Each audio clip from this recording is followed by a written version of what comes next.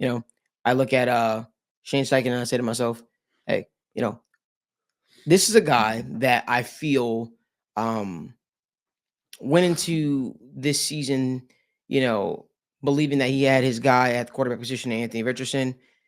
He's a guy that got a lot of hype even through his first year with the Colts and what he was able to do. And now you have Anthony Richardson, who's now been benched, and this honestly feels like a desperate move. I forget so much stuff that I talk about. A good friend of mine who works for Blaze Report, he texted me, he said, "Dude, do you remember what you said to me at the combine?" I said, "What?" He said, "You said Shane Steichen would not be here long. You said Shane Steichen isn't who a lot of people think he is." I don't remember saying that necessarily. I do remember having strong thoughts on Shane Steichen and believing that that coaching staff in general that he came from got a lot of hype. And I look at Shane Steichen and I say to myself, you know, what does it say about you as a coach that you went out, you selected this quarterback, and you weren't able to get the most out of him? Mhm. You've had to turn to a damn near 40. He might be 40 at this point, Joe Flacco, right? And you're relying on him to save your season. Well, this entire offseason, you implemented practices to try to get the most out of this roster, and you built this roster, constructed this roster to fit the identity of an Anthony Richardson, and now you're moving off of that guy. What does that say about you, especially being an offensive guru? And you say you still believe in Anthony Richardson. Are you sure about that? Because here's my thing. While I don't agree with the benching of Anthony Richardson, you knew what you were getting. You knew he was a project player. Mhm. So to bench a project player in the midst of the project being built, to me, I feel like Anthony Richardson would learn more by being out there versus not being out there. I feel like when you do finally thrust him back into the situation, you're getting more of the same result. You know what situation this is reminiscent of? Trey Lance. Mm.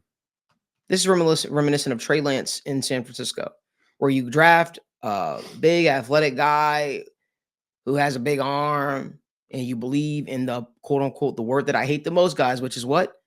Potential. And you say, we believe in this guy's potential versus what we've actually seen. And then you're shocked when it doesn't come together, especially in the guy's first year fully starting. To me, that's on coaching staff. Daniel, what say you? Malik, I believe that the Colts right now are in playoff contention. The Colts right now are the number 7/number 8 seed. And that's what Shane Steichen, in my opinion, is looking at. He's looking at, hey, how can I save my ass? How can I put the best product on the field right now? And I do believe that Joe Flacco is the better quarterback right now. I do believe that Joe Flacco can run this offense better. And you have weapons. You got Pittman Jr., you got Josh Downs, who's been playing absurd.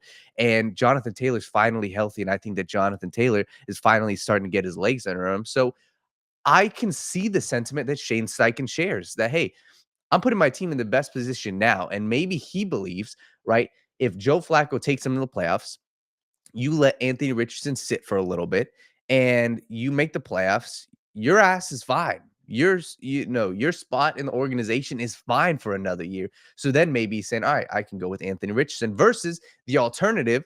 You go with Anthony Richardson and you develop him and you have some serious hiccups and you don't make the playoffs and you have a bad rest of the season. Where's your job? So I agree with the sentiment that what he's saying, but my biggest issue with this is the head coach and the GM should be on the same exact page. And that's where I have an issue with this, right?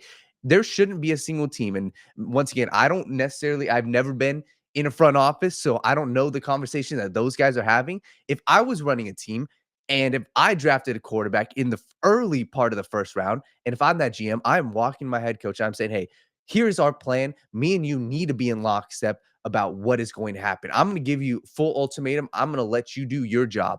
But here's what I expect, right? And you would have hoped that conversation would have been had prior to this. And you hope that Chris Ballard and what this organization is on the same page. So that's where my confusion lies, because I think there's a positive for Anthony Richardson to sit.